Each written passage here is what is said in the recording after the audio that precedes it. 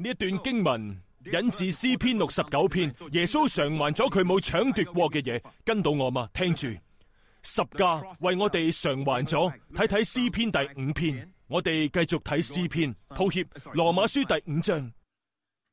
我哋剛才讀到，所以我們現在既然因他的血稱義就更，教會對呢個冇更多嘅講解，教會甚至冇觸及呢一個主題。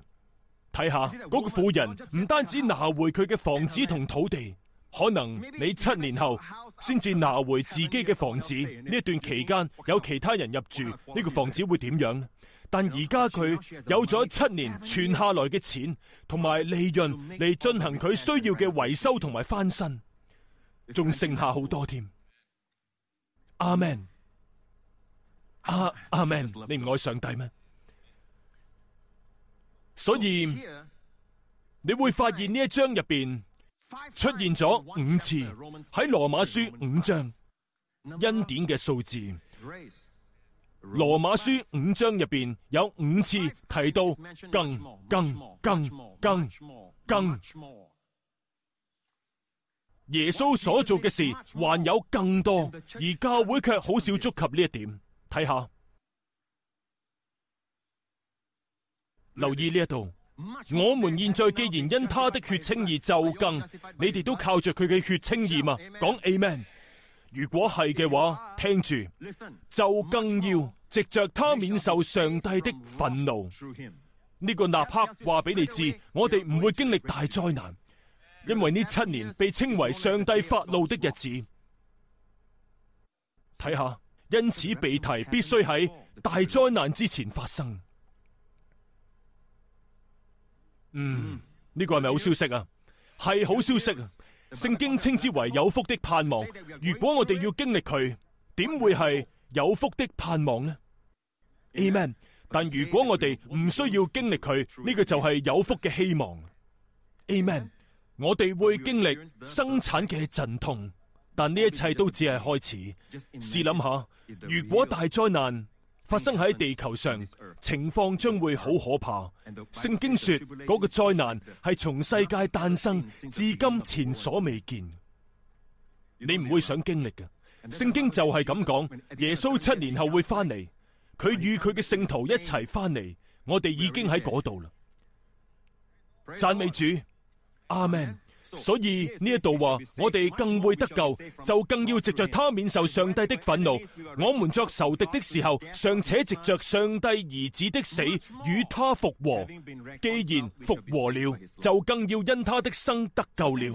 我哋都已經得救啦。呢一節經文嘅意思係已經和好啦。Right， 意味着乜嘢呢？和好意味着我哋已經得救啦。所以下一個得救並唔係指我哋從永恆嘅毀滅同咒詛中被拯救，得到重生。Amen。我哋已經永遠得救。佢唔係指嗰個，指嘅係乜嘢呢？因他的生得救。而家我哋得救，更要因他的生而得救。我哋而家有額外嘅，呢個意味着佢嘅生命每日都從我哋身上傾流。佢可以幫助你改掉不潔嘅習慣，可以讓你免受不良反應嘅影響。佢正在拯救你，聽住，甚至讓你嘅腦海免於憂鬱，免於孤立感，免於被遺棄，將你從呢一切中拯救出嚟。透過每日向你述說佢嘅愛，佢俾你知道你係被愛着嘅，你被愛着嘅。Amen。